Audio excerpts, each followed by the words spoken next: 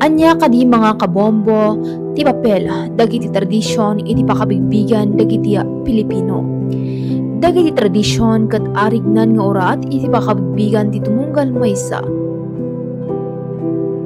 Naunag, natibkar kan mangipapaay iti biyag, iti kultura, dagiti Pilipino. Iti simple binadang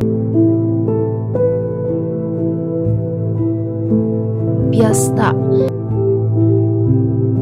Panagdaya wano panagrespeto kadagiti natataengan kat napatag daytoyan a kultura dagiti Pilipino. Ang mga ito ay hindi basta ritual, ito ay buhay na kasaysayan. Sa bawat hapunan ng Noche Buena, sa mga puntod tuwing undas o sa pagmamano ng mga bata sa mga matatanda, nabubuhay ang ating tradisyon. Sa ganitong paraan, naipapasa natin ang ating kultura sa susunod na henerasyon. Kahit habang nagbabago ang panahon, nananatiling matatag ang ugnayan ng pamilya. Saan matlaang ang mailingad, dagiti naunag a koneksyon dagiti Pilipino iti panagkararag. Ti simpang gabi, pabasa tunggal simana, kan panang selebrar, iti Flores de Mayo ket sumapamanula ang karagiti tradisyon, ang mga ipapakita iti espiritual a pakabigbigan ti tumunggal maysa. Sa bawat dasal, sa bawat prosesyon, na ipapakita natin kung sino tayo at kung ano ang ating pinaniniwalaan. Itapanawan man ti social media na partak ti teknolohiya. Ngam agtal tali na adlata dagiti napatag a papel ti tradisyon kadagiti Pilipino.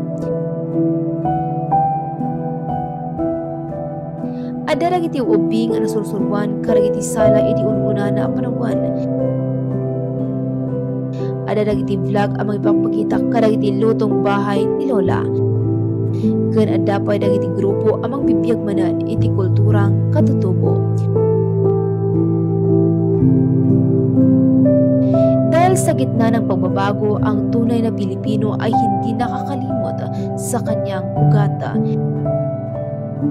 Kapoy trita rombeng ang kanayon alagipan na ang tradisyon ay hindi lamang tungkol sa nakaraan, ito ay gabay sa kasalukuyan at tulay patungo sa hinaharap.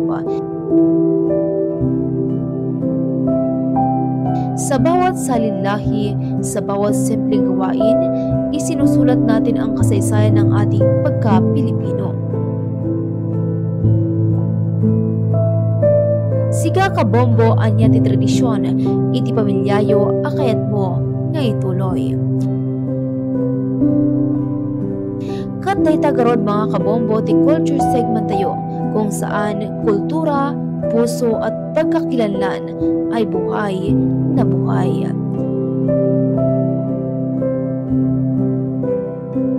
Para iti culture segment tayo itangal daw Bomboros Maribulso Langawan in this is Bombo Radio Philippines, the #1 and most trusted source of news and information, basta radyo, Bombo!